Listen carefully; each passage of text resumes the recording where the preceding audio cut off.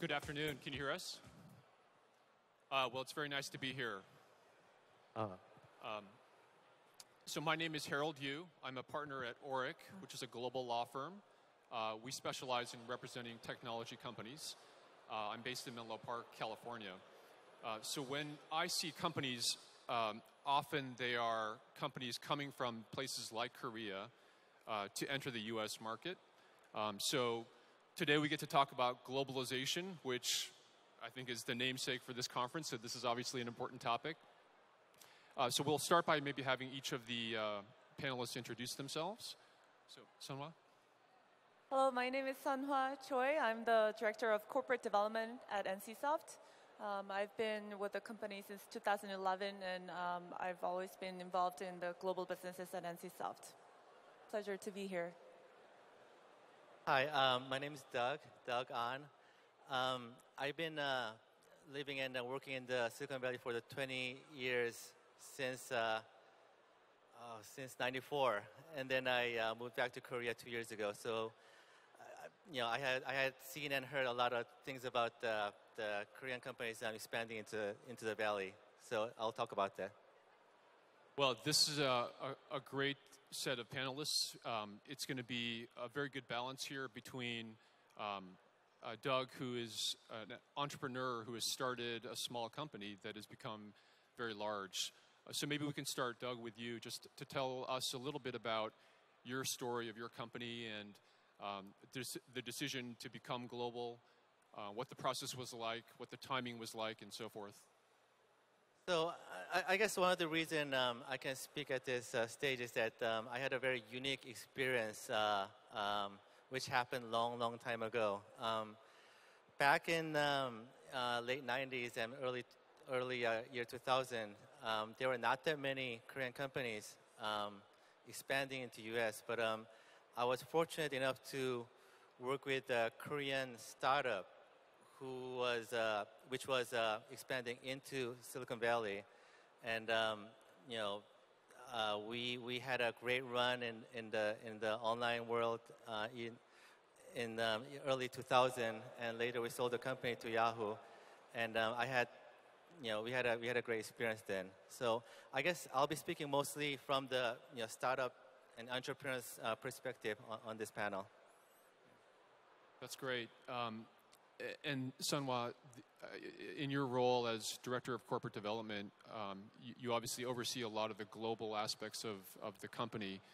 Maybe you can tell us a little bit about what NCSoft is doing globally and just the approach in terms of how you've gotten to that point and so forth, and the strategy in getting to this point. Yeah, I would say NCSoft has been a global company pretty early on in the company's life. NCSoft was established in 1997, and we launched our first game, Lineage, in '98.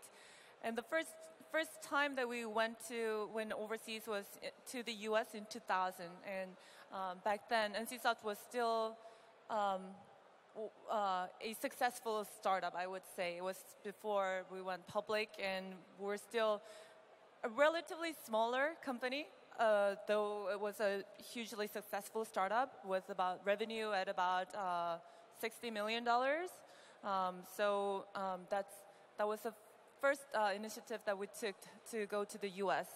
So we established our US subsidiary, 100% owned US entity in 2000. We then established a studio in Austin in 2001. We acquired another studio in 2002, and we continued that streak of going global. And we opened studios. We established 100% subsidiaries in Japan, Thailand, Taiwan, in 2004 and 2006 and 2007 and so on. And right now we've been very active in the US. So I've transferred to the US in 2013 to open up a new corporate development studio in the Silicon Valley to kind of propel our global growth in the North America and the European region. So we have that, and we have announced our most recent global investment in Canada to a mobile studio called TGS, this gaming studio. We're also opening up a new mobile development business in San Mateo in California. So we've been extremely active, and we have this huge appetite for investing in a great startups in the U.S. or pretty much everywhere in, globally, also as well as in Korea. So, Sunwha, you mentioned a number of different transactions in terms of how to globalize. You talked about joint ventures, potential partnerships, financial investments, outright acquisitions. Can you say a little bit about the differences in those and what drives those different structures, what you're looking to achieve among those as you globalize? Yeah. Right. I think it's critical to have your strategy for going global in terms of what type of legal entity, what type of organizational structure you want to implement when you're entering the new global market. For example, there are certain markets like China or Russia, and maybe to a degree Japan back in early 2000. That's kind of hard for a foreign company to break into. So for those companies, we forged partnerships with the companies that are well established in respective countries. So for example, we entered Japan as a joint venture with SoftBank.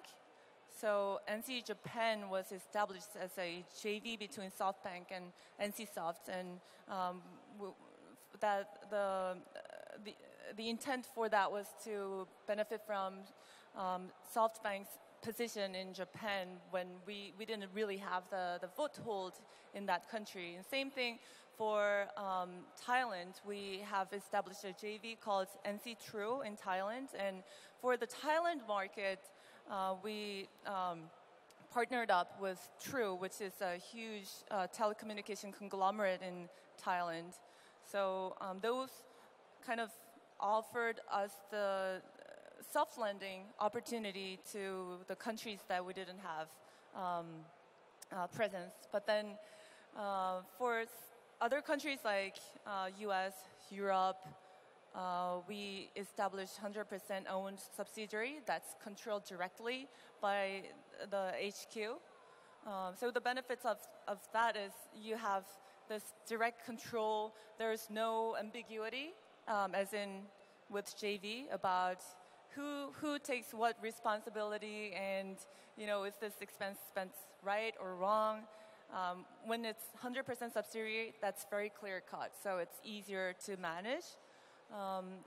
And we've used another form of global market entry structure, which is just pure third-party publishing partnership. So for countries like Russia, we're using Innova, one of the main publisher for that country, because Russia is a region that it's hard for Korean locals to fully comprehend. So we really want to work with a local partner who's already doing the business well. So we've given our IP to a Russian partner.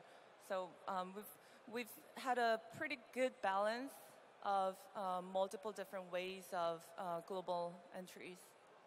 That's great. So Doug, I think a lot of the audience here are likely entrepreneurs and startups that are maybe based here and thinking about trying to get global. Can you walk us through the mindset or the thinking that they should be going through, and what is the right decision? When should they be making that decision, and how to do so? So I guess, if you're an entrepreneur, if you're a startup, if you have a small team, I guess your approach will be very, very different from established company like NCSoft is doing.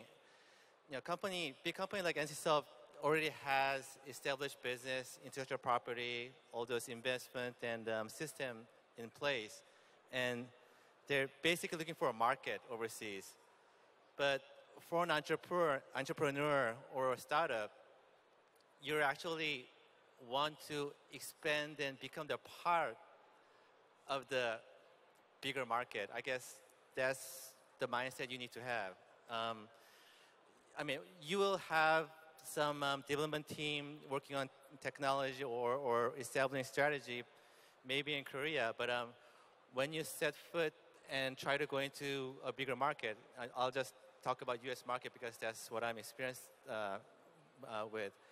If you want to go into U.S. market as a small company, you cannot be a foreign entrepreneur trying to expand into U.S. market. You gotta be an entrepreneur in U.S. market, I think. So back in the days, when I was first starting up in the Silicon Valley, we had no choice but to do a completely different business in U.S. So we were a team on our own.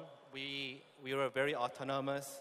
We had to think like a regular startup in the Valley, and that's how we were able to be part of the ecosystem in the Valley. I think that's very important, and I think that's very true in certain degree till this time. So. That's great. Maybe each of you can just talk also a little bit about the biggest challenges you've faced in globalizing. After making the decision, after taking the steps and entering into a transaction, what are the biggest things that have surprised you or that you've encountered as issues for the company? So, Seung-Hwa is. I would agree with what Dr. An said. I think the biggest challenge, one of the most obvious challenges, is the culture, and I really believe that you need cultural fluency more so than linguistic fluency. You really need to understand the culture and be part of that ecosystem as opposed to foreigner trying to do something that they are used to doing in their home country. You have to be part of that local market that you are trying to monetize, right? And I would like to encourage people in the audience that even if you feel like your English is not perfect, it's okay as long as you have open mind and you're willing to immerse yourself into the culture of the country that you're trying to enter. And also would like to highlight the fact that even if you feel like you got your English or your other foreign language perfectly, you got your perfect score in your TOEFL, it doesn't guarantee that you will gel perfectly with your local, overseas partners. You really need to make efforts. You really need to care what they care about. You need to care for the people in the global market. If you're a CEO sitting in the Korea HQ and you have your employees out in other countries, you really need to be able to think from their perspectives, not only from, not just from the marketing perspective, but from your employees' perspectives also. So that goes to the cultural fluency, and I would also like to make one more point about control versus autonomy. So if you have other business entities outside of your HQ geography, you need to determine how much autonomy you want to give versus how much control you want to have, and it's not always easy to strike the right balance, and I think it comes from experience and trial and error. Doug, how about that in terms of challenges that you face and maybe what others can expect as they start companies in other jurisdictions? Yeah, I mean, I guess I'm reiterating the words that I just spoke about, which is being part of the ecosystem in the new environment, new market. One of the things we were fortunate about when we were expanding into U.S. was that, myself included, some of the people at our company was very comfortable with the environment in Silicon Valley, and we were fortunate and confident enough to take advantage of the ecosystem there. But that was a long time ago. When I see the new entrepreneurs and startups these days, there are so many people fluent in English, educated in States, in Europe, and understand a whole lot more about what's going on in the global scale.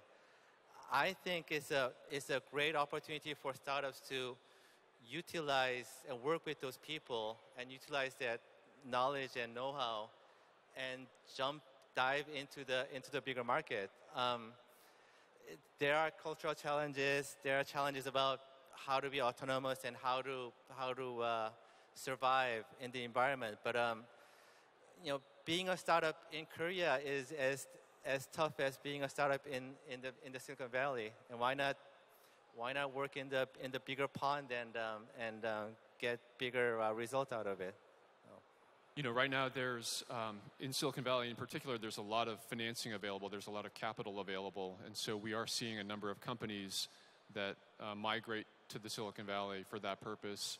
Do you feel like that's enough of a reason to justify trying to become global, to find investors that are maybe more willing to try to take that risk? I mean, Doug, what's your experience with that? Yeah. Well, I mean, yes and no. I mean, of course, the established venture capital companies in the Valley write a much bigger check than the angel investors or VCs in Korea. But the thing is, your competition is also much stronger. These are very top companies all around the world coming to the Valley to get support from VCs, and you have to compete against them. So, I mean, I work with a lot of small companies, and for certain companies, I think it's better to stay in Korea, get your skill set up, get your business more established before jumping into Silicon Valley. But for certain bigger ideas with big talents, I mean, if we think that we can win against the big guys in the Valley, then I think it's no-brainer to go to the Valley and work in the bigger field. There's a question from the audience about just what's the next step. Sunhwa, after an acquisition, what was the next chapter for the company? What did you guys focus on? And maybe you can talk us a little bit through that process for somebody like yourselves. So thanks for the question. I see. So in the company's life, right? So one major acquisition that we did in the U.S. is Arenanet, and that's the studio that's most well known for Guild Wars franchise, Guild Wars and Guild Wars 2. With that acquisition, we acquired the studio when it was only just 3 people trying to start a company. We got that information before the company was established. We went in at a very early stage. There was no product. There was nothing. We went in. We helped them roll out their first game, and our plan for them was to respect what they wanted to do. We gave them a lot of autonomy, all the while providing the funding and other support that we could provide from the HQ. But I think one of the reasons why both NCSoft and Arenanet have been successful in the almost past 10 years of our relationship was because we had respect and autonomy for that studio that we acquired. And it seems like, Doug, when you were talking, in your example, you brought the team over to the United States. Is that right? Or you basically built the team there? Have you been involved in situations where you've seen companies that have acquired a team in another country or in another jurisdiction? And what was that experience like? And what was the due diligence process like, and so forth? Did you feel like that's something that takes a lot of time to get comfortable with? Well, when I started, we brought the team over from Korea.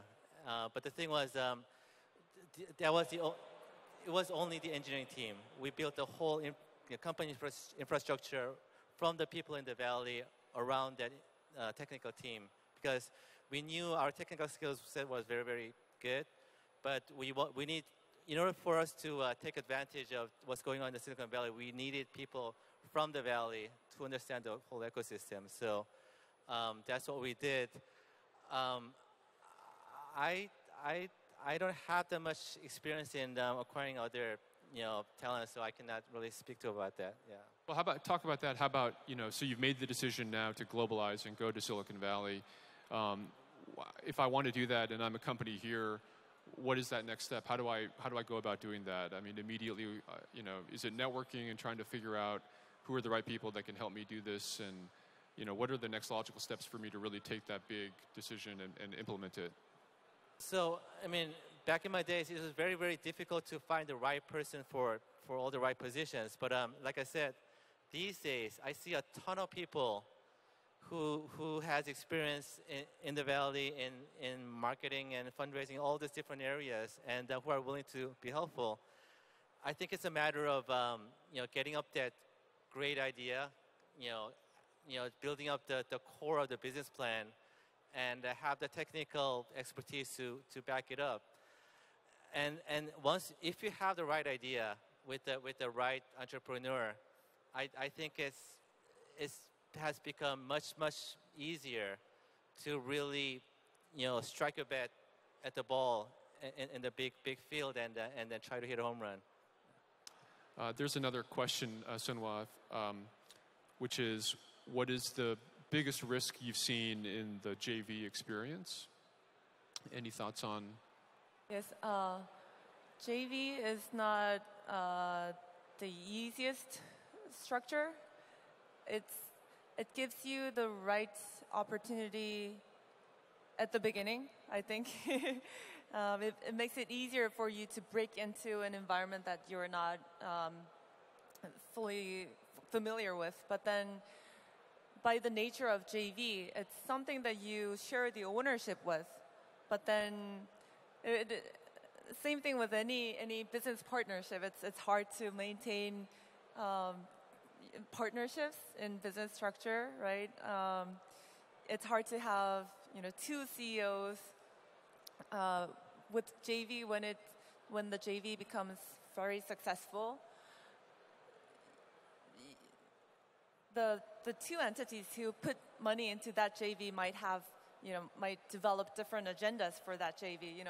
If one sees the JV going this direction, the other one might want to take it the other way, or if they might want to, pivot the JV for a business model that's a little more advantageous for one owner, shareholder than the other one. And when it goes bad, then that's also a difficult issue to resolve, because you want to liquidate or do something about the JV, but then you have these multiple different interest parties. So I would encourage you to have fully thought out all the risks and the benefits of JV before going into that kind of structure. Thank you. And Doug, there's a question about the changes in the market. Do you feel that the market has changed a lot in the last 15 years? And if so, how? What's your thought on that? I've got some thoughts on it. So the question was about the changes in the environment 15 years ago and now. I think it has changed very, very dramatically for Korean startups. There are a whole lot more talents out there, a whole lot more experience accumulated to work in the valley. There's a guy called Jae Yoon from TransLink. He used to work with me. He always talks about the Pakseri moment, where there's Korea needs this very prime, exemplary case of success in Silicon Valley to just let the whole things out. And I think it's coming. I think it's about time.